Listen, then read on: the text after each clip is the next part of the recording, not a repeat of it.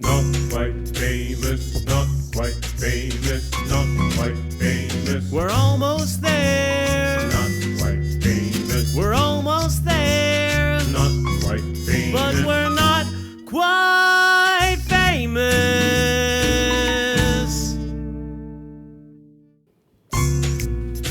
Oh my God, guys, welcome back. Welcome back, welcome back, welcome back, welcome back. Guess who's back? Back again. Greg is back. Tell a friend. Oh my God, it's season 2 of the Not Quite Famous podcast. Oh my God, it feels like an eternity because it kind of was. It kind of was. It took me forever to get season 2 out, and I'm so sorry about that, you guys. It was a year of upheaval in the world of Greg Asdourian. Yes, the world of your hero, comedian, writer, lover, father. It's, oh my God, so many things changed this year. I don't even know where to start. I really don't. Stand-up career going great. Lots of shows. Very happy about that. In my life, biggest thing, so you guys know, I got, it rhymes with schmorst this last year. That happened. No longer married. And I know some of you are like, oh no, Greg, I'm so sad. Don't be. Much happier. So much happier now. So much happier. Personal life so much better. Also, the kids are great. The kids, I know, you're thinking, Greg, you talk about your kids all the time. Are you going to stop talking? Nope. Still going to talk about my kids all the time because they are never going to stop being an important, stressful, and expensive part of my life. So don't worry, the kids are fine. Like Oliver. Remember Oliver? Oliver Victor Cohen Asdourian? Yeah. Remember when I told you guys the story on like the second episode of the first season with Sarah Benincasa? I sat there and I told the story of how I delivered him. Yeah, remember that was a thing? That's how I ended that summer? He's going to be 2. Can you believe that? He's going to be 2 years old. He is still alive. I've kept him alive for 2 years. Do you know how many dozens of sea monkeys I've killed? But he's still alive? Oh, thank Christ. That's the way the margins tipped with that. People know I have him. They know he's mine. If he ended up like the sea monkeys, I would be telling you guys this from a prison cell. But thankfully, apparently I'm a competent father, and he's doing fine. He's 2. He's talking. We even did the baby sign thing, so he's like speaking sign language to me. I feel like the fucking miracle worker most of the time. But it's fine. He can communicate. He's learning tons and tons of words. He can run around. It's insane. He officially can run faster than me, which is a problem. Like, the whole reason I wanted to get a bulldog at one point was like, a dog that can't outrun me is very appealing because I have the body mass index of Mojo from the X-Men comics in the 90s. And all of you who get that reference, God bless you, because it's an obscure one. Yeah. 2-year-old running around, so I'm tired all the time. That's pretty much my neutral at this point, is I'm just tired. Ton of stuff. Massey's, the show there every Wednesday night in Walnut Creek, going strong. 5 years. We've been doing that show for 5 years. That show's been going strong for 5 years. If you are listening to this on Monday, then today's guest is your headliner at Massey's tonight on Wednesday, June 22nd. Yeah, there we go. That's the right date. June 22nd. So Massey's Sports Bar and Grill, that is still going strong. I've also got a ton of other dates coming up this summer. I have a new show that I am producing and performing at out in Napa. We've got a handful of dates for the summer out there. It is at the Lucky Penny Performing Arts Center. We just did a show there this last Saturday. It was a Father's Day themed show. It was called Stuff My Dad Says. It was me and Tom Davenport and David Liu, 2 hilarious comedians that also happen to be fertile and have children. Oh, look at that. the fruit of their loins. So we did a Father's Day themed comedy show. It was amazing. Napa, you sold us out.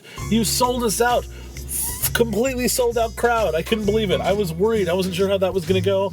Napa, you guys were awesome. You were an amazing audience. I love you to death. Mwah, mwah, mwah. I will be back there on July 16th. Then again in August on the 26th and 27th. And on the 27th, you guys, friend of the show, former guest on here, current writer on Conan, former star from Last Comic Standing, Lori Kilmartin. Yeah, Lori's going to be back. She's going to be doing that show in Napa on August 27th. So come out to that. You know what? Come out to all of them because they're all going to be different lineups. It's going to be different comics every time, a different show. Come out to all of them. Just come out to Napa. You hear me out there, Napa? Come out. Come enjoy the funny. Embrace the funny. So much funny is just going to be blown on your face, neck, and chest. Yeah, so that is, stand-up wise, that is a big thing that's happening in the Bay Area for me. Also, on July 8th, I will be back in Fresno, California.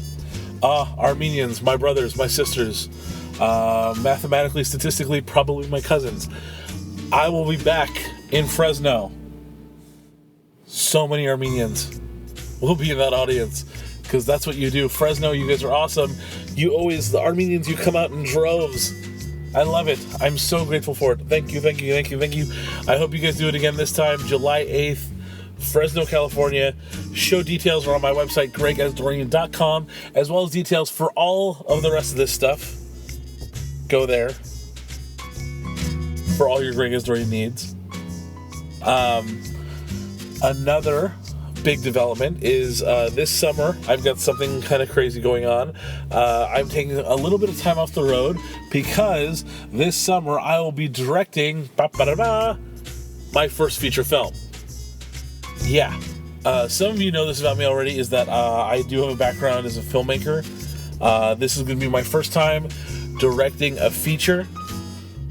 I am super excited and stressed out, but mostly excited.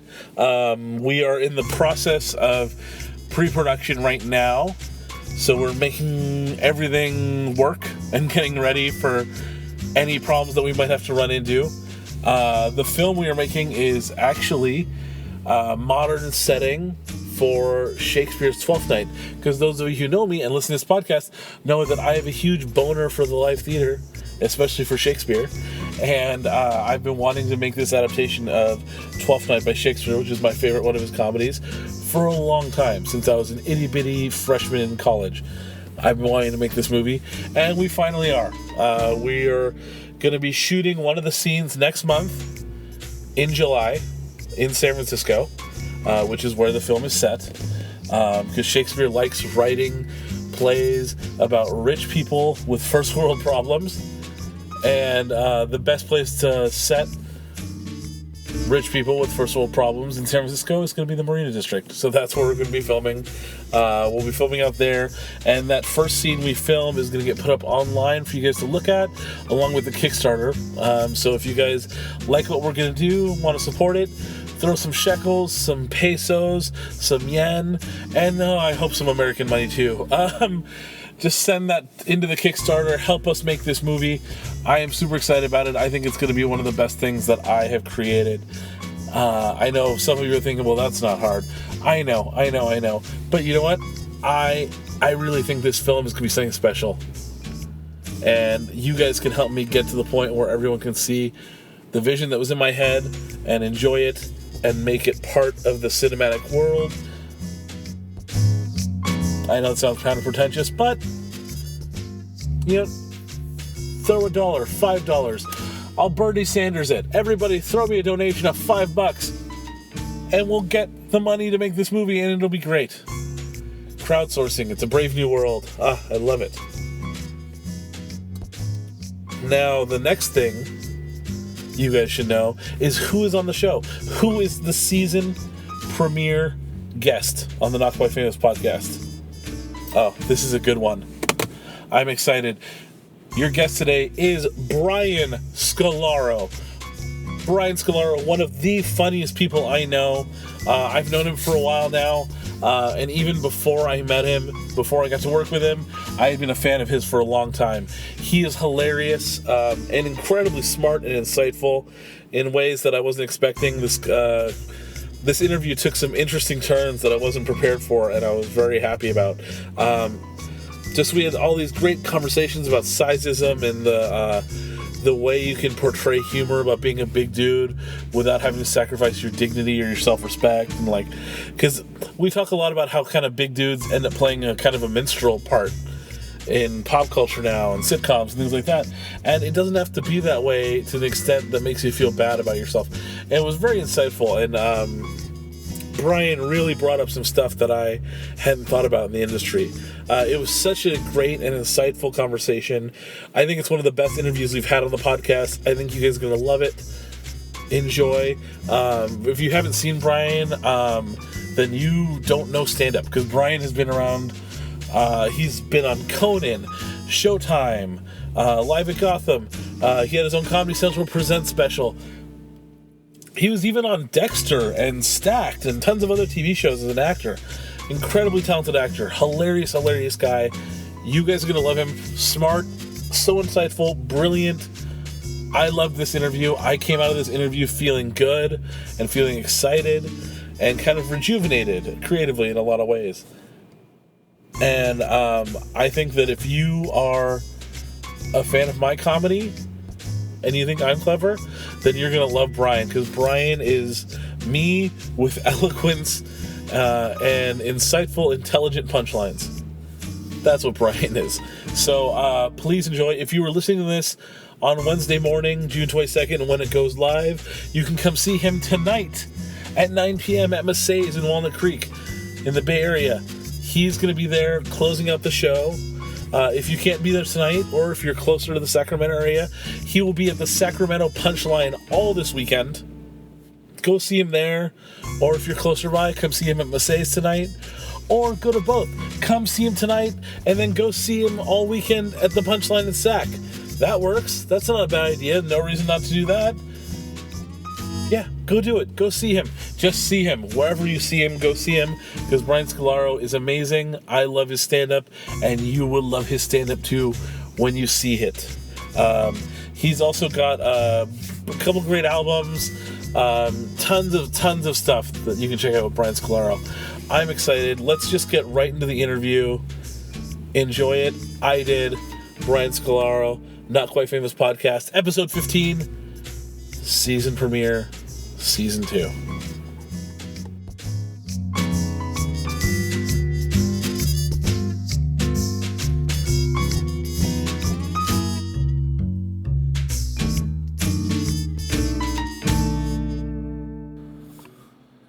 All right, man. I am sitting here with one of my favorite comics, actually. One of my favorite guys to listen to, Brian Scolaro. Thanks, Greg. Yeah. That's very nice of you. I'm glad, because I've been wanting to do this with you for a while. Yeah, you asked like a year ago, and I was like, I can't really drive to Walnut Creek right now. But dang it, just pick up and drive to Walnut Creek. Yeah, I had you do Massey's Sports Bar last night. Is that Massey's? Yeah, Massey. It has a fucking little accent on it. I've been calling it Masses. Yeah, everybody I called does. it Masses from the stage. I was like, Masses, or otherwise known as the $100 gig between San Francisco and Fresno. Yeah, it's funny. I've been doing that show for 4 years. You think I would have moved on by now, but no. No, like, it's your show, man. It's something that you'll. I think the key for you is getting out of Walnut Creek. Yeah. I think getting to L.A. or New York is how a comedian. Although there are some that make it from the Midwest, like into the South, like Timothy Gaither and stuff like that. Yeah. It's possible.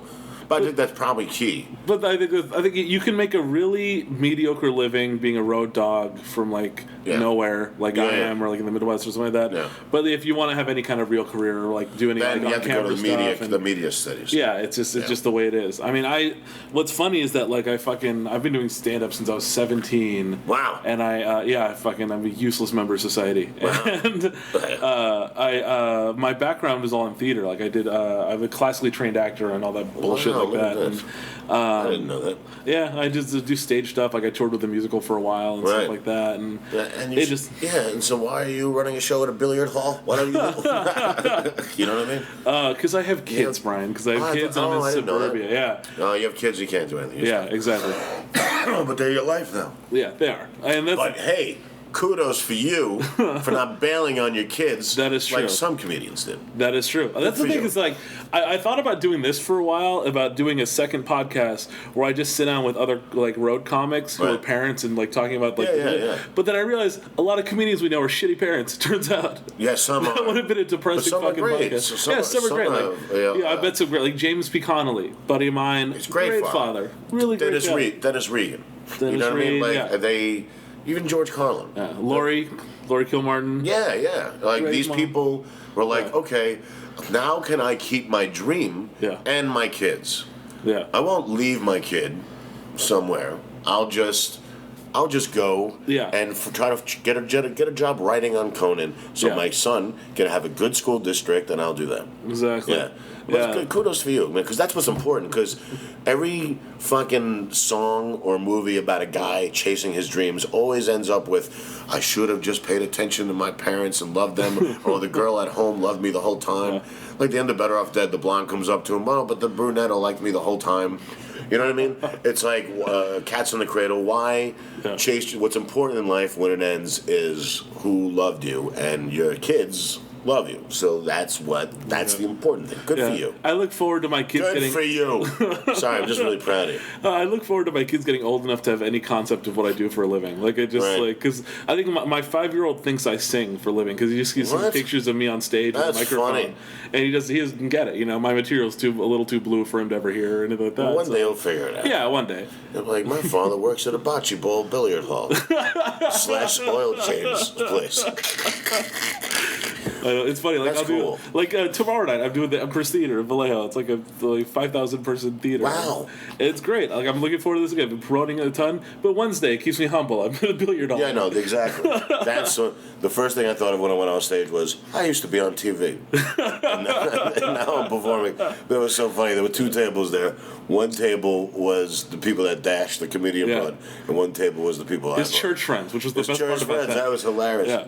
and the priest liked him more than his friends did. Yeah, because nobody wants to laugh at a dirty comedian in front of the priest. That's But then the the problem. priest liked it. The priest, yeah. Yeah. What's funny? One of my best friends, because I grew up in the church pretty hardcore, and like I'm one of the only guys from my age group who didn't go off to seminary. Wow. Yeah, like one of my best friends is an ordained evangelical minister at a church in Burbank or Studio City right now. Wow. Yeah, Does it hurt the microphone when we tap the table? I don't know. Let's see. Nah, you're fine. Great. And it's funny. Like me and we're still really good friends. We get in really heated debates, but he comes and sees me all the time whenever I'm performing down south. And They're very. I went to a religious grammar school and a religious high school, and I wound up working at these religious camps for children with I did the same shit. Yeah. mental retardation and Oh, AIDS okay. and the deaf. And so then I wound up getting a job at this house for adults with mental retardation. So it's like I have a tremendous religious background, and that leads to comedy. Yeah. And those friends of mine have the best sense of humor of anybody. I find people that get offended more by rape jokes are not people who were raped, but people who are like friends of rape victims. Yeah, Like, you shouldn't do that. You're like, but yet. Like the people who go to church, they're really laughing. But it's the people who are like, oh, well, I want to pretend to believe in God because I'm 80. Yeah. And I'm in his waiting room now. I'm not gonna laugh at that. No, but that priest was awesome last night. Yeah, no, it's funny. Like it's always the liberal like friends. Yeah, that are always, like I remember we had a couple years ago. I had a comic at Massey's do Masses, you mean? yeah, Masses, yeah, and talking about religion. there was this lesbian who was like she was trash, just completely drunk, and she was heckling my guy. And the comic, Sal Kalani, really funny comic, East Coast guy, very confrontational. Right. So he didn't go too far. He just dealt with a heckler. But her friend, not the lesbian, but the lesbian's straight friend, Right. went on Facebook and Yelp and all this was this show is homophobic and all this stuff like that. I'm like, They always do that. yeah, it's never the person. Because the actual person who heckled, sorry. she admitted that she was drunk and being an asshole, and that was that. Like, Yeah, so exactly. yeah, it's always the liberal friend. Exactly. It's nonsense. I had another point, but just my phone made a weird whistling noise and threw me off. Did you hear that? You're a pro. You're a pro. Yeah, I still get distracted. 20 years in, I still get distracted by something. I'm never apparently ever going to get better at not being distracted on stage. Yeah, I can get distracted easily. See, and that's the thing is that You have this real freedom on stage that I love because it's just like you are always in the moment because you're always just. I almost burped. Like you just like you always like the internal monologue is always coming out. Right. And I'm opposite. I'm way too OCD about my material. I'm always like the next joke is coming that's out. for the best. Yeah. That's for the best. I find that He said to the feature act. No, I think you look at the people who are successful and they're sticking to their jokes. In New York, we were trained to do this George Carlin, Richard Pryor, Lenny Bruce, Mort Saul thing, where it was more freeform. Yeah. And then what we just quickly discovered is the rest of the country isn't like that. and now, if George Carlin had started now, people would be very upset at him, except for his Doug Stanhope fan base. You know what I mean? But like, he would have to just be cool with having a podcast and playing his theaters of his fans, as opposed to the whole country loving this guy. Yeah, it's funny. It's like I started going on the road pretty early, thankfully, and I'm really grateful for it because I was a San Francisco comic, so like my material was very West Coast in a lot of ways. Right, yeah. So it didn't relate to the rest of the country, and I had to figure out. I just would bomb as a feature a bunch, and I figured it out. Now I can perform for anybody. Right. And like it's an important skill. A lot of comics never get out of LA or never get out of San Francisco or whatever, and then they start going on the road and they have no idea how to handle it. Exactly. The first time I went to Montreal Comedy Festival, I did my New York subway jokes. And I remember one club owner going, "Why did you choose to do that?" I'm like, "I don't know." Like, it just was a bad decision. I was brand new. I was like 3 years in. Yeah. What the fuck was I doing? You know? It's so weird. The festivals have changed so much now because it's like it's all about you used to be able to get like they throw those development deals out at people and nobody's for like Montreal and stuff like that. I was there the last year there was a development deal. They gave it to one comic, and there's the guy named Chicken. He went out in the audience and he dry humped audience members. They gave him a development deal, and he's since committed suicide. And I don't know why I said that in a joke way. Because it started off high, and then you just crashed. But speaking of suicide, it was really weird playing Throckmorton Theater last week because you're like, wow, Robin Williams played here once a month, and this guy killed himself. And that to me is the key to understanding. There's some kind of we may understand diabetes, we may understand cancer, but we don't understand depression. And what was the other thing he had? What was it? Was it Parkinson's? Yeah, but I think it was something that was on its way. But he had some kind of whatever. And also, like when I think about it, separating the diseases from Robin, you're like, well, if that guy wasn't happy, and my brother always says there's 10 people who work as in entertainment the whole way through. Like if you're like, hey, I really like the Balky Bartokomous. Like he must be rich. He's not fucking rich. He's not. You know what I mean? He's barely getting by with residual checks. Yeah. But people like Robin Williams, Bruce Willis, Jack Nicholson, Meryl Streep, Robert De Niro, they worked throughout decades. 3 generations. I love these guys. And so for him, the apex of what stand-up comedy could take you to, kills himself, then we're fucked. Yeah. What are we doing? I think about that. I like to think that I'm on this path to being the oldest living feature act is where I'm headed. You just need representation, man. But nobody's going to represent you in Walnut Creek but you with your kids. You just got to pay the bills and it's all over for you. Yeah, I mean, again, it's just like I can still, like we were talking about this before, is that like you can go on the road from anywhere. I'm still working consistently. I just don't have any TV credits yet, but whatever. Yeah, well, you just, what you should maybe look into is representation in LA. And so saving up some money to give it to who watches your kids when you work? My wife usually. Okay, so then you say I'm going away for 2 weeks. Yeah. I'm staying at the fucking those cheap apartments in LA, and just audition for a couple weeks. Yeah. And this way, like you have to work your ass off for 3 months to give 1 month leadway for you to set it all up and set up meetings. And then, is any of this getting in? No, it is. No. That's what I would do. Yeah. Oh, good. You're like my Ghost of Christmas Future. Yeah. Well, this is what's going to happen to you. That was so funny last night when I was like, well, I was on TV and now I'm playing a billiard hall. You know, all you guys who are trying to get where I was, this is where you're going to wind up anyway, so just stay here and enjoy it. That was my favorite part last night. I forgot about that joke. No, it's so you start out in New York. It's like well, so when did you start out? Like, what was the landscape over there? I started doing bringer shows in '92, like 2 a year, and then '95. I just decided I was gonna just do this full time, and I had an apartment. I used to work with the mentally retarded people, and I had an apartment. I worked 2 days a week with them, Sunday and Wednesday, 20-hour days. I would sleep there, and then I'd wake them up and take them to work and stuff. And so I had 2 days a week that I worked. That paid for my rent, and I was like, as long as I have Monday, Tuesday, Thursday, Friday, Saturday, I can do stand up and act. That's a nice setup to have when you're starting out. So when I started, there was a club called Boston Comedy Club, which was Barry Katz owned, and it was down the street from the Comedy Cellar. So all the downtown comics, there was uptown comics. I never really liked them that much. Now the downtown comics have taken over the whole island.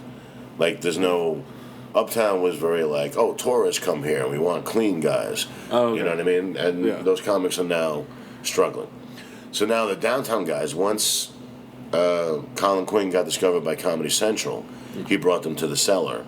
And so now the Cellar comics have spread out, and now that they run everything. Yeah, no, it seems like, especially Comedy Central, it's very East Coast heavy. Yeah. And they are. Guys, that's where they're located, which happened right after I moved. Yeah. So to answer your question, when I started in '95, I was in Boston Comedy Club, and I got to see and work with people who were brilliant, but nobody knew them yet. Jim Norton, Patrice O'Neill, Ben Bailey, Greer Barnes, Greg Giraldo, Jeff Ross. Jeff Ross just had one 5-second special on Comedy Central where he read a poem. That was it. And I knew him from that. David Tell, nobody knew who David Tell was. Mark Maron. And I was like, I worked with all these guys, Jim Gaffigan, they became my friends. And then I went to the Cellar. So Boston Comedy Club was the club where you could be from the Cellar, where you have to kill at the Cellar. But you can go to Boston, and it was like the Cellar comics, but without rules. Like literally, there was no security, but it was everybody was killing, and I've never seen anything like that. So I always say, and this sounds really cheesy because everybody romanticizes their past, but that moment where all these guys I mentioned were not famous yet, Louis C.K., Ted Alexandra, so they were all about to break, but they're all at this one age when nobody knows who they are. They're not famous yet, but they're all brilliant. And each show was killing it. It upped my game, and it upped Tony Rock's game, and it upped Pete Corielli's game. I remember who it was. It was I think it was Joe Coy. I worked with him, and another comic was a buddy of mine, Ty Rivera, was his feature, and he told me something that was really interesting. He said, the reason I have Ty open for me is because Ty is a good comic, and I can't half-ass it if I have to follow him. Yeah. And like I like that. That always stuck with me, because like if you hang out with good comedians, if you work with good comedians, you'll become a better comedian. I agree with that. Yeah. Sometimes you just don't want to. Sometimes you get off a plane and you're like, who am I following? That guy, he's great. Fuck me. I'll have to admit, sometimes I'm like that. I'm like, God damn it. Yeah. But, it's just work. Yeah, there's nothing like blowing out a headliner who was a dick to you, though. Yeah, no, I've really done that satisfying too. Sometimes. But it's like a feature. I was going to make another point first, but I would just say this. Features, when I was a feature, I used to love it when audience members would say, you should be the headliner. But then, when I started headlining, I realized, well, first of all, they just want something to say to you. Yeah.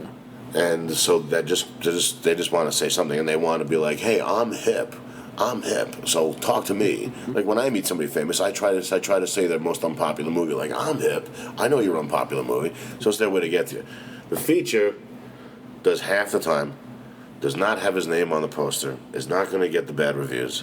The feature doesn't get the check spot. It's the easiest job in the show.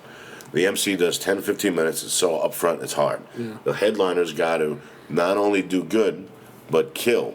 Yeah. And draw tickets. Feature's just the guy in the middle who's just coasting. No interruptions. You know what I mean? So it's like, I love featuring. I loved it, and I miss it. Because it was easy. But to get back to what I was saying, you asked what New York was like. At that moment, where all these guys were playing, myself included, and none of us were known, it was like that line in Fear and Loathing in Las Vegas, where he goes, if you look out, you ever see it? Yeah. He goes, if you look out the window west, you can see that high water mark where the wave finally broke and rolled back. And like that moment in time will never, ever happen again. Those people will never be together in that area at that point in their lives.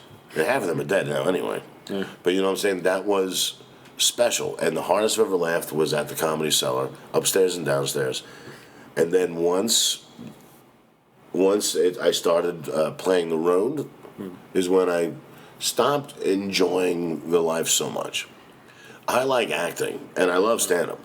But like now that the economy went bad, and you got to call these places, and they're like, "Well, how many Twitter followers do you have?" Yeah. Like this, you just had to be. You just had to be funny. Now you have to be young. You have to be good-looking. You have to be on television. Yeah. It's great. It's not what it was. You know what's funny is Would John Mendoza have made it now? You know what I mean? It's not fair. I have a friend of mine. She's a boxer, female boxer, and she had cancer a few years ago. Fought it, beat cancer, is boxing again. Right. Really inspirational story. That's great. And she was going to be on one of those Stone Cold Steve Austin's like Tough Enough challenge shows. That's funny. And they decided to axe her because she didn't have enough social media presence. I'm like, she has a great story for your show. Yeah. They don't care. Yeah. It's all about, like now, even as, and I know this is really negative, like I'm really happy with my life. I know I just said I don't like stand-up comedy as much as I used to, but I just liked it a lot in New York, is all I was trying to say. When I was just local, and I would do 20 spots a night, and I would be like, yeah, this is fun. Oh yeah, those are the most fun days in our career. Yeah. That's what I'm talking about. But nowadays, it's really ridiculous. I'm a much better actor than I was when I was on an NBC sitcom for a year and a half. You know what I mean? I'm better now. But now they won't even look at me. And I'm like, but wait a second. I was just new then. Yeah. They're like, well, what have you done lately? Well, I didn't do anything back then. Well, so why did you hire me? Well, you were new. Okay. Well, now, but I'm better now. And I have credits. Nah, it doesn't make any sense. They want new and inexperienced for television, and they want experienced and famous for stand-up. Yeah. Doesn't make any... How are we supposed to do that? Yeah, you can't... It's catch-22. Yeah, it's like, I got to make a great YouTube video. That's what it fucking is. Yeah. You got to, like, have 2 hours of material ready to go so that when you play Philadelphia, like Bill Burr, and the crowd's booing, you can yell at them and get caught on YouTube and become famous. And then when they come to you and say, do you have any, you want to do a special? You go, yes, because I have 3 hours of material waiting in the wings because you motherfuckers didn't pay attention to me. Yeah. That's what it takes now. You have to literally be ready to go, and you have to create like a false incident. It's so weird because I started in 2004, and it's like there used to be like 20 years ago there was this straight path, like you would work the clubs, then you'd get on maybe the Tonight Show, Letterman, something like that, and the next day you had agents trying to set you up. And things it was like fun. That. And I feel like comics in my generation we're kind of floundering because there's no direct path. There's too many comics now. Like there were too many comics when I started in '95. I can't imagine what it's like starting now. And when people say to me, "What's your advice?" I go, "Literally, man, get a job. Literally, trust me. I love comedy. I love getting on stage, and I love that moment. What I don't like is talking to club owners, getting on a plane." Getting rejected by club owners, dealing with features who want to bury me before they even meet me. They're like, "You're not famous. Why didn't I get this week?" I'm sorry, dude. I'm sorry you didn't get this week. Can we just be friends? It's just like I'm. And then dealing with Yelp and crazy audience members. I got kicked out of a club. They heckled me, and I made fun of them, and they complained, and I got kicked out. What the fuck is that? My favorite memory. This is why I was really happy that I was trained in New York, because I will always have this foundation of naivety and hope in me. And it's like, I don't care what weight I am or what age I am, I'm still gonna try until the day I'm dead, because I have hope, and I also love it, and I can do it. So anyway, what the fuck was I talking about? Raccoons? Jesus? What was the sentence I just said? You weren't listening anyway, Greg. Yeah. I'm just sitting here enjoying myself. Well, you don't remember what I was saying. Yeah. You weren't listening. Well, I can't believe you weren't listening. All over the place. No, I had a point. Oh, no. What the fuck was it? What was I just saying? Okay, well, you were talking about how you have this naivete and how you enjoyed. So Manny Dwarman, who owned the Comedy Cellar, he owns Cafe Wah, which is where Bob Dylan and George Carlin and a whole bunch of people started. So anyway, I remember once sat down next to him and I said, "Hey, I just want to thank you. Because of you hiring me, everybody in the city now knows me and I get a lot of work. And I said, and you've given me so much that I was able to move out of my parents' place and start my life. And then he said, no, Brian, don't thank me. Never thank club owners. It's a business. You do a good job, and the audience comes back. It's a business. I pay you, you do a good job, the club comes, I make money. The audience comes back, I make money. And that's what I go with. So when I show up at these clubs, and I'm getting attitude from some guy in Wichita, I'm like, dude, I used to get notes from NBC network executives. Who the fuck are you? Yeah. You know what I mean? And he's giving me shit like, that was only 43 minutes. You're supposed to do 45. Well, okay, well, maybe you should put a clock on the stage, or maybe you should give me a light. Yeah. How is this my responsibility to have an inner clock? Yeah. I was like, do something. Light me. Yeah. Fucking pay the sound guy with a flashlight. I mean, it's unbelievable. So don't never thank club owners. So that's what I'm talking about. Okay. It's funny because like you talk about that, how that kind of naive, hopeful thing, and I see it in your material because like you, especially when you talk about the big dude stuff, because stuff, yeah. It's like there's this really interesting arc to it. I was noticed it last night is that you start off and you talk about like, well, this is the problem with being a big dude, but this is the benefit and how I got over it. Like there's this really interesting thing you do. That's an interesting way of looking at it. I see it as like, I'm going to disarm you by making fun of myself because I know you're all thinking. When people see a fat guy, they think fat guy. So I'm just going to call it out right up front and go, yes, I'm a fat guy. Now I'm going to point out how even I am racist against fat people. And then I'm going to say, but here's a defense for fat people. And I'm going to say it is bullshit. It's an ingrown thing. It's not even media. It's ingrown in every human to think a fat guy doesn't care about him or herself, or that we're losers, or that we don't try, or we're afraid, or we're sad. But you know what? Fuck you. You ever hear of endomorphs? Look it up. It was like, look it up. And we're predisposed genetic body types. Endomorph, ectomorph, mesomorph. So you fucking mesomorphs who got off easy, you're going to fucking judge me because my parents... my parents' sister or brother were chunky. It's like, fuck you. Yes, I could lose 40 pounds, and yes, I could, but I'd have to do that. I'd have to exercise every day for fucking 2 hours. I got clubs to get rejected by. I don't have time for that. So I point it out and say, I play my weight for laughs, but I also say this is not a big deal, and that you shouldn't judge fat people because I go. And like, dude, I've literally sat down at a bar and said, and talked to a girl who I knew was intellectually and personality-wise attracted to me. And I was like, listen. So I was like, besides the age difference, is there any... I was like, I'm not saying let's fuck. I'm just saying, is there any chance of us in the future? Do you see me as a possibility? Are you interested? And she goes, to be honest, no. And I go, because of the weight? She goes, well, how honest do you want me to be? I go, yeah. She goes, yeah, because of the weight. And I was like, that's pretty honest. I was like, here's the thing. I really thank you for the honesty. I probably don't think we should be friends. And she goes, why? I go, because seeing you would make me feel bad about myself. And she goes, oh. And I was like, but I find you attractive this way. And I go, yes, but everybody does. Because I am nice, and I am funny, and I am cool. It's weird. There's two types of... Oh, there's an end to the story. That's great. No, it's a great ending. You're going to like it as a fat guy. So basically, I talk her... so basically, I was like, it's totally cool. She's like, no, but now I feel bad. I was like, yeah, it's okay to feel bad, but no, we're okay. Because I think you're a great person. You think I'm a great person. So we'll just shake hands and we'll go to our separate corners. But she goes, isn't that fucked up that you can't be my friend? I go, no. Because what kind of friend would you be? You don't think of... I'm not saying we got to fuck.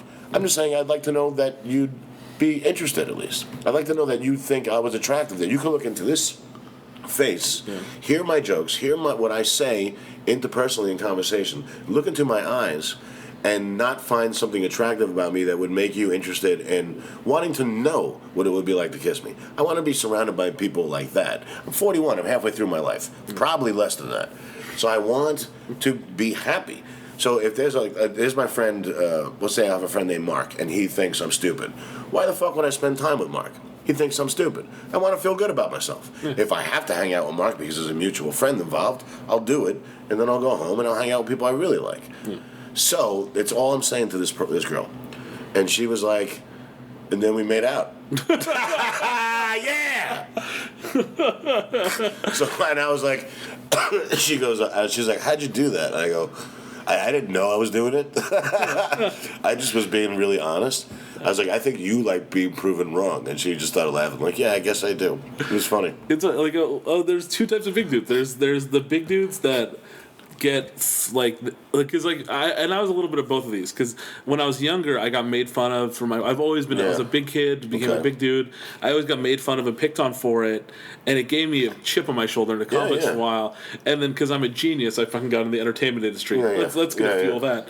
So like when I was in college and I'm doing studying acting and things like that, I'm just surrounded by good looking people. It's fucking awful. Like, and we become the fat guy. Yeah, just by default. Like because all my friends are skinny, good looking actors. And so I'm the ugly friend by default. Yeah, it happens. I'm the big dude. I hated it. I had a friend named Ed when I was growing up who was fucking really handsome, and everywhere we went, every girl, no matter how smart or how cool or how whatever, they would always want him no matter what because it's the immediate thing. It's just natural, and I understand that. It's not complaining. So I guess in my act, I'm pointing out, like, yes, even I do that, but it's not.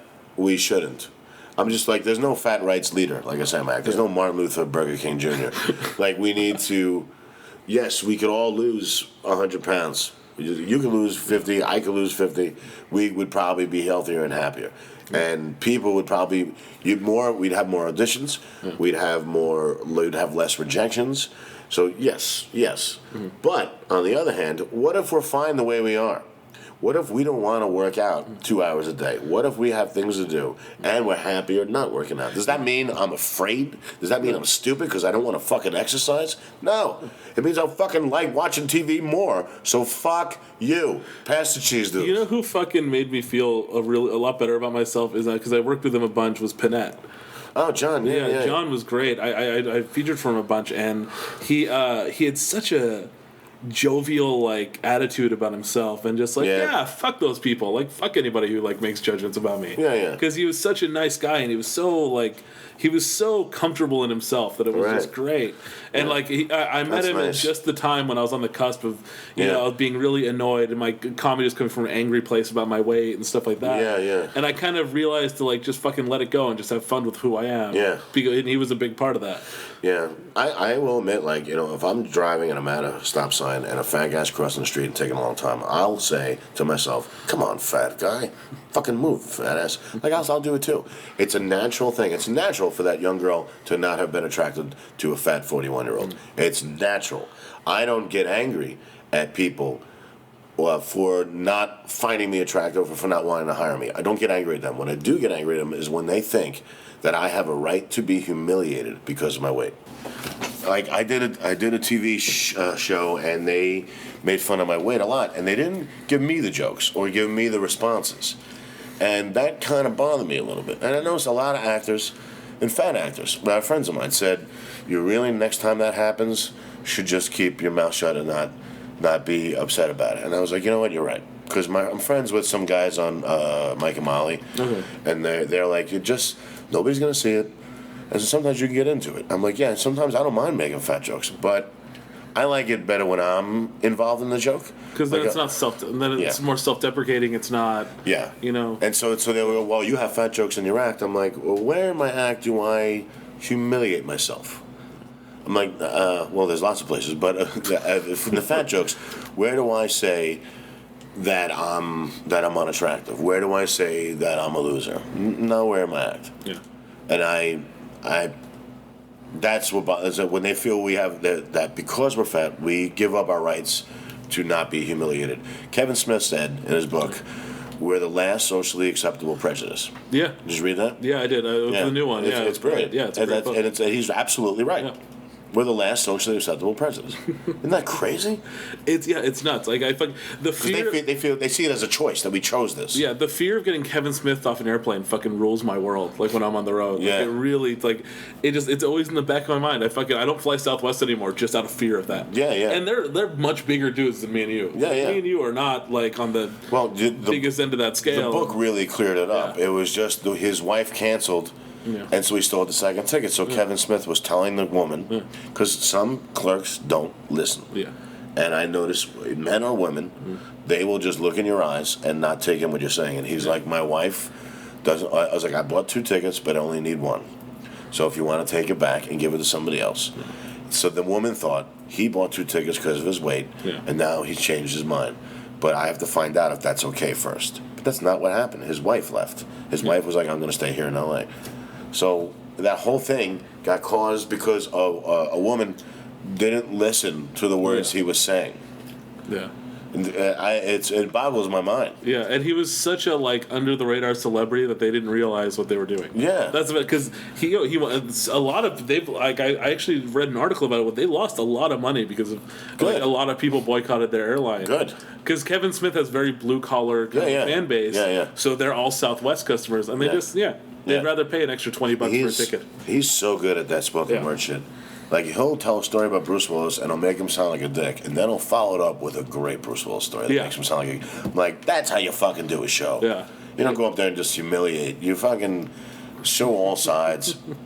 I like him a lot. Yeah, I'm a big Kevin Smith guy, too. It's funny, because, he's a good example of what I was saying. He's the guy who didn't let being a big dude put a chip on his shoulder. Yeah, he just kind of embraced it, this is who I am. Fuck it. Who gives a shit? Now, people could say to us, it's a choice that you're fat. Yeah. Okay, yes, I'm an endomorph, so I'm still predisposed to being heavy, but you're right. If I exercise 2 or 3 hours, if I exercise an hour a day and ate completely right and didn't eat after 11 for the rest of my life every day, then yes, I could look like you. But I don't think that that's fair, because mesomorphs don't have to exercise all the time. They don't have. You ever date a girl who eats fast food, but yet she looks really hot, and you've never seen her exercise? It's infuriating. They're mesomorphs. Yeah. So it's not fair for a mesomorph to say to an endomorph, "You should be like me." I can't. Do I go to a black guy and say, "You should be like me"? You can't. He's black. It's not fair. They should. The facts of the body types are not disposed later after you're born. They're disposed before you're born. It's not fair. Do you ever get pigeonholed into the big dude stuff besides acting work, or maybe as a comic? Yeah, but I never get it. Oh, besides acting work? Yeah, as a comic, because I do it myself as a comic. Nobody forces you to talk about what you want. But I got roped in. I was broke at the time. I was starving and I needed the work. And I got so I did this thing with a bunch of other big dude comics, and it was, I swear to God, this is the stupidest thing I've ever been a part of.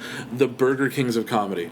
And it was funny. That's a great idea. It was clever, but it was just so right off the bat, we're just all right. Well, they're really gonna get tired. You'd have to set up the order so cleverly that the last guy is really just not gonna have any fat jokes. And that's the thing, is that and it was just so exhausting for all of us, and it was a good idea. It made us some money for a good 4 months, and then but it just felt so unsatisfying. It felt like I was. I felt like I just had to get pigeonholed into this fucking. I'm a fat dude, and that's why this is awkward. And it's not all my material. I've got when I was younger, I talked about my weight almost exclusively. Yeah. And I realized that no, that's only part of who I am. There are all these other interesting things about me that I can talk about. But it's weird. I'll do 45 minutes, and it'll do really well, and I'll still get the fat jokes up front. When I greet them and sell my CDs, they're like, "I want to go to heaven," because I have the joke, "Fuck a fat guy, go to heaven," and then somebody will make a fat joke, and I'm just like, "Wow, that's what they remember." And you know why? Is because that sticks with them, because it's on a psychological level or a personal level. So it's right up there with helping an old lady across the street. It's what? I'm just saying, being fat is a fear we all have. So, and also it was personal. I'm revealing something about myself. Yeah. And so that sticks with them. And plus, the fat jokes are fucking funny, man. Yeah. It's I don't know, but sometimes I mean things. Literally, I've been told this after shows. Man, I fucking wanted to heckle your fat ass. You were great. Thanks, pal. Call me a fat ass. Yeah. Oh, I think it's okay, but you were making fat jokes. Bad. I wasn't demeaning myself. Yeah. Fuck you. My least favorite thing on earth even listen. Are comics who talk about how they used to be fat. I fucking hate that. You never were fat. Yeah. And one of my best friends, comic named Miles Weber, he's a hilarious guy, and he does that, and he's the only guy I've ever laughed at who did that. Oh yeah. Because he actually, I've seen the pictures. He because he knew how much it annoyed me, so he made sure his story checked out. That's funny. He was a fat piece of shit when he was younger. And it just but it's so funny. I hear so many comics talk about that in a hacky or not abstract way, and just really, all you're doing is alienating every big person in your audience. Yeah, exactly. That's all you're doing. Yeah, I agree. There's a lot of alienation in comedy. I'll see new comics, and they'll go up and they'll talk about how cute they are. I'm like, do you realize what you're doing? Yeah. I was like, you're like the one. There was one young guy.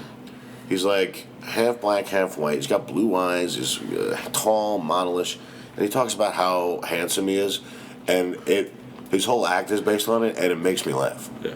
And I don't even know who the guy is. I've never seen him again. But I was like, that's funny. And I said to him, I was like, your act shouldn't work in theory, but it does. And he goes, yeah, thank you, but I know. But it shouldn't work. Because he's really handsome. He's talking about how handsome he is. And, it works.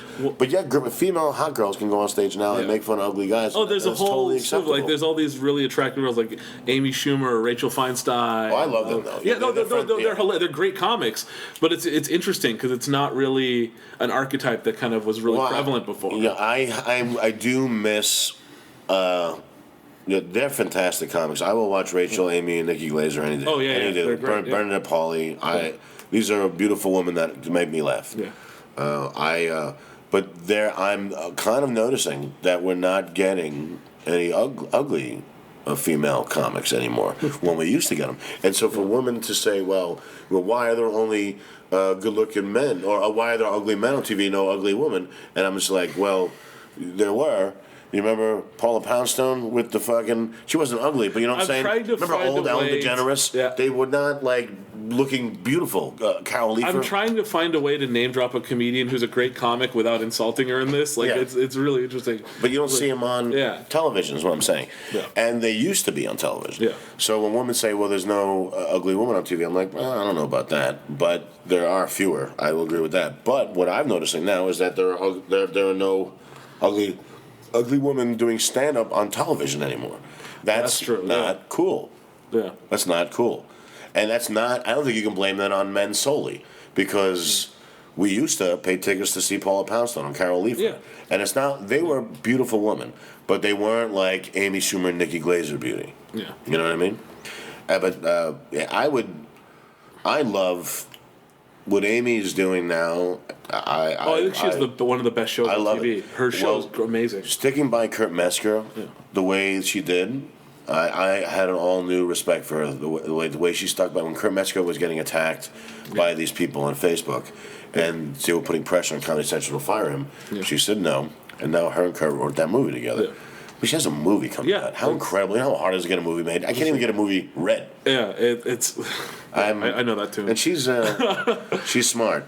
And she's respectful and helps out other comics. Yeah, I think her show is the best satire on TV right now. She helps out other comics, which I really like too. Yeah, you know, it's funny. Like her, Rachel, who's a friend of mine. I've worked with her a bunch. Yeah, Nikki's great. Nikki's great. Yeah, you ever work with Bernadette? I've never worked with Bernadette. You should have Bernadette up in Masses. She's one of my favorites. She is a free-form comic who looks like she's like Geraldo in the sense that she looks like she's ranting, but there's punchlines. I went to Toronto and I was watching these comics and they were just ranting and there was no punchlines. And I was like, what's going on here? Nothing against Toronto. I like Toronto. And there's some great comics there. Dave Merge. But there's sometimes they rant and there's no punchline. Bernadette's somebody who's like, and she's gorgeous and she doesn't flaunt it. She just wears jeans and a t-shirt and does her shit. Yeah. And I like that. Nice. Yeah, it's just funny. Like whenever I see overtly attractive people doing stand up, it always was like, really, this is our thing. That's what Jon Stewart said. When what's her name was in Elizabeth Hurley did the movie Bedazzled. Yeah, he was like, can't we just have this? Sometimes I think that too. I'll go, can we just have this? We used to have this. Can we just have it? Thank God we're still in it. One of my favorite things on earth is to go to the amateur night at Rooster Teeth Feathers or something like that, and watch. I see all these pretty 21-year-old blonde girls go on stage and just eat it and experience rejection for the first time. Yeah. but some of them stick with it. And some of them do. Yeah. But some of them go on because every guy is never heard how clever. They've never heard no. But sometimes you have a good-looking male comic go up and just pander. Yeah. He'll do the same setup and punchline continuously until the girls start going, and then the guys sitting with the dates are just laughing because they don't want to look jealous. And you're like, well, all he's doing is, it's a funny thought, but he's now said the funny thought 15 times really loudly. Well, it's and I'm like, what the fuck is happening here? You're just flirting. You're flirting with a group of girls. It's amazing because I think comedy in a lot of ways is like a pure example of how social dynamics and just life work. Because it's just like, if you're good looking and moderately clever, it's a cakewalk. Being on stage can be a cakewalk. It's not going to be the most original stuff. You're probably not going to impress the other comics. No, they're still going to be funny. Colin Quinn once said, the most beloved person in all time, like Jack Nicholson, could walk on stage. He'll give 5 minutes grace period, and then if he's not making them laugh, like, Jack, we love you, but get off the stage. Like, that's a fact. When it comes to stand-up, it's just bare bones, and it's the fairest thing. And if you're not making everybody laugh, then it's time for you to go. And I that's what I believe. But I also do believe, this guy once said, I can't remember his name, he's a philosopher, he said there's 3 types of royalty in the world. The wealthy, the actual royalty, and the good-looking. So in other words, and that's natural. That's why we all have this high school mentality that's naturally ingrained in us. If you watch a commercial, it's always the good-looking girl who bought the right soda, and the slightly uglier girl who's goofy-looking but not ugly, but just slightly uglier, bought the wrong soda. Watch it. That's why the good-looking guy has the nice car, and the fat guy has his car broken on the side of the road. They do that because we watch it. They're not creating that. They know that we have this high school mentality where we go, oh, I want to be like this good-looking guy. That's how I see myself.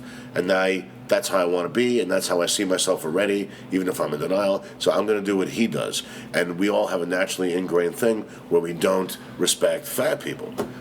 And so it's sad, but life's not fair. You know, innocent kids get blown up all the time. Kids get born allergic to their own skin. Life's not fair. Yeah. But it doesn't mean we can't enjoy ourselves. That's it. I think that's a good place to stop. I think so too. Yeah, this was a lot of fun, man. Thanks, Greg. And thanks for the gig. I had a lot of fun. Thanks for the hotel. It's always a pleasure getting to work with you. You know I love watching you on stage. Thank you, man. I was very happy. I wish you had taken a more flattering picture of me when I was on stage. I was like, holy shit, I look like I'm giving birth. It looked like my stomach's coming out of my button-down shirt. It looked like I'm giving birth. But thank you, man. I respect you a lot, and anything I can ever do to help you in your career, please let me know. But I can't even help my own career. That's on the record. I want you guys to know that. Yeah. But I can't even help myself. I'm here with you. Yeah. And I was wrong about this hotel. They've been very nice. I take it back. But just watch how much they authorize. You might have to warn the comic that they'll authorize 100 or so. It's good to know. All right. Bye-bye, guys. Nice seeing you. Oh, my God. All right. So, guys, that was Brian Scolaro. Huh? What did I tell you? Smart interview, right? Insightful, funny. Yeah, Brian is, God damn, is he funny. Please check him out. Brian Scolaro, you can find him on Twitter. He's got stuff on iTunes, brianscolaro.com. You can check him out there.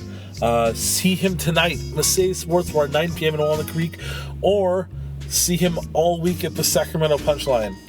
Either way, go see him. You won't regret it. God damn it, is he funny. So goddamn funny. Please go see him live. Come see me. Yeah. Every Wednesday, I'm in Walnut Creek, Messiah Sports Bar and Grill. Then also, I've got the shows coming up in Napa. Check those out. Go to gregasdourian.com for all the info about those. You're going to enjoy it. They're going to be awesome. A bunch of dates out there for the summer. Then I'm also July 8th, Fresno, California. I'm going to be there. Fresno. All you chummy chits, come out here. Or come out there. Come see me. Just come see me in Fresno. Armenians, I love you. You know I love you. Come out. Show me the love that you know you want to show another Armenian. I know you're going to do it from Fresno. You don't disappoint. You don't. If I want to find something to do besides my show, then yeah, you might disappoint a little bit because it's Fresno. But you know what? As far as audiences go, you guys are always awesome, and I'm excited to be there again. As you guys know, as always, the music was done by Rob Dillinger. You can check him out at robdillinger.com. Amazing composer. You guys have heard him here on the podcast. We had him as a guest in season 1. Check him out. You can find me at Greg Asdourian on Twitter, as well as facebook.com/Greg Asdourian, or you can follow the podcast itself, facebook.com/NQFpod, or at NQFpod on the Twitter. Please check out all of that stuff.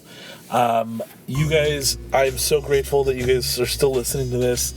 I'm so sorry it took so long for season 2 to go live, but we have so many awesome interviews in the can that you guys are going to love. And I'm going to have them coming out weekly again, just like we used to. Yes. Sometimes they can be a little late because I do all these by myself. There's no producers, no one helping me get this. All the editing, all the recording, everything is done by myself. All by myself. You guys, please bear with me. Sorry it took so long for season 2 to come out, but season 2 is here. I'm excited. You're excited. You guys loved Brian Scolaro, and I've got so many other great interviews on their way out to you. Enjoy. GregAsdourian.com. Not Quite Famous Podcast.